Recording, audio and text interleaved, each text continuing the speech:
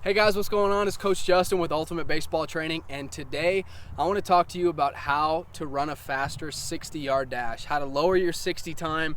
No matter what showcase or what tryout you go to, this is probably going to be the very first thing that you do. So it's important to have a fast 60-yard dash time so you can really get on a coach or scout's radar, right? Every single showcase I ever went to in high school, every pro tryout that I've ever gone to in college, pro style tryout, we all start out with the 60-yard dash, okay? So just some benchmarks before we get going. If you're a high school to college age, an average 60-yard dash, or slightly above average, I would say, is around 7 seconds. Okay, so if you run in 7 seconds, that's pretty much the norm, right? If you're a little bit slower, you're going to be in the 7.1, 7.2 range. Anything above 7.3, I would say you definitely have some room for improvement. And anything sub 7, okay, like a 6.9, 6.8, 6.7, any of those are really good times. My best times that I've ever ran, I ran electronically on a track last year. I ran a 6.4 second 60, and this fall I ran a 6.6. So I'm anywhere from consistently a 6.5 to a 6.8. But this is some tips on how to lower your 60-yard dash. So now we have some benchmarks. The very first tip, guys, I'm going to act like this is the starting line. So most showcases that you go to, they're not going to let you start out like a 40-yard dash like this. You're going to have to start like you're stealing a base, okay? So the very first thing, guys, is we want to be in an athletic position. We want to be nice and low. I don't want to be tall like this. I want to have my feet nice and wide, nice and ready to move, kind of like you're playing defense in basketball.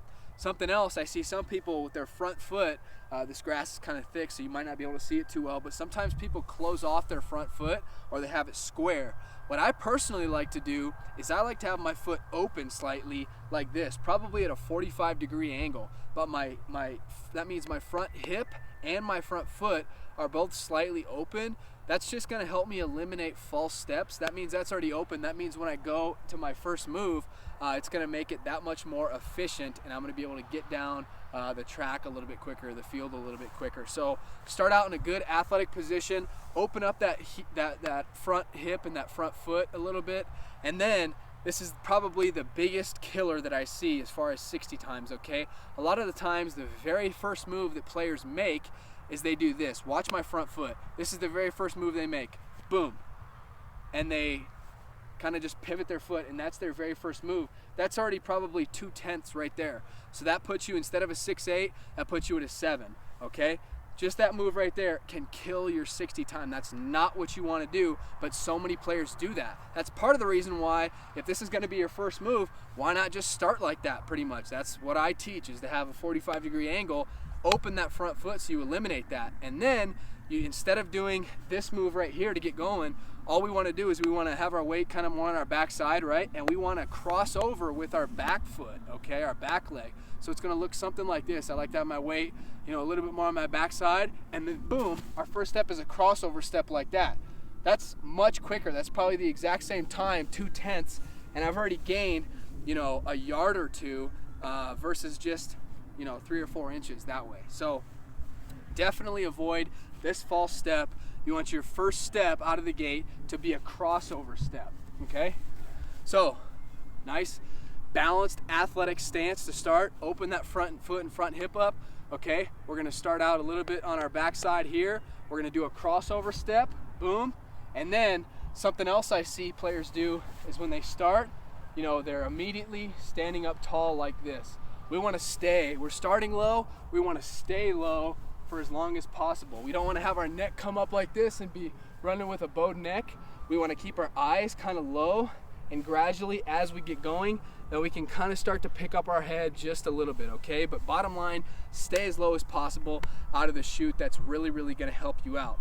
Another thing I see players do, if you watch me from behind here, I've literally seen some players where they run like this down the course. Obviously not that, that's a little exaggerated, not that much, but players do not run in a straight line. And the quickest point, or the quickest, distance between 2 points is a straight line.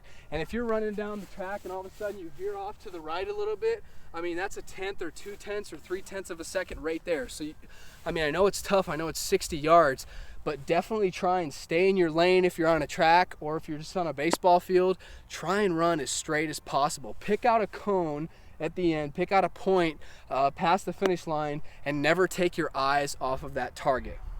All right, some final thoughts as far as the 60.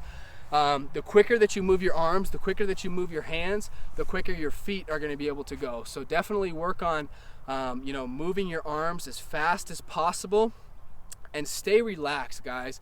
A lot of the times I see players, they're running down and they have their fists clenched like this, and they're running like this. We want to stay nice and loose. I pretty much run, like this. My jaw is not uptight. It's nice and relaxed. So you want to start from the face down. So the jaw is nice and relaxed, shoulders are relaxed, my arms are relaxed, my legs are relaxed and explosive.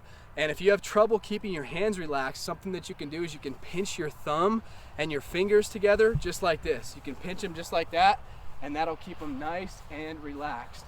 So that's what I have for you. Start in an athletic position, open up that front foot a little bit, make sure you eliminate false steps, implement the crossover move, stay low, stay straight, run all the way through the finish line. Don't stop short of it, run all the way through the finish line.